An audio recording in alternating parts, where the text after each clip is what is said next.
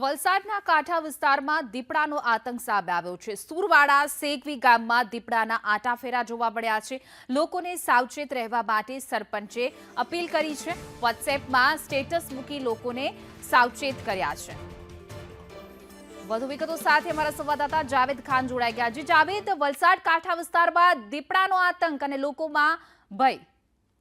હજી છેલ્લા એક મહિનાથી વલસાડ તાલુકા તેમજ વલસાડ શહેરના આજુબાજુમાં આ દીપડાના આટાફેરા વધ્યા છે। ત્યારે ફરી એકવાર જે છે વલસાડના તિથલ, સેગવી અને સુરવાડા ગામની અંદર દીપડાના આટાફેરા વધતા જે સ્થાનિક સરપંચો છે તેઓએ લોકોને સાવચેત કર્યા છે અને લોકોને તેઓએ પોતાના વોટ્સએપ પર સ્ટેટસ મૂકીને લોકોને અપીલ કરી છે કે દીપડાથી સાવચેત રહેજો। રાત્રિ દરમિયાન દીપડો આ વિસ્તારમાં ફરી રહ્યો છે, તેના કારણે ક્યાંક કોઈ સાથે કોઈ ઘટના ન બને તે માટે લોકોને સાવચેત રહેવા માટે સરપંચોએ અપીલ કરી।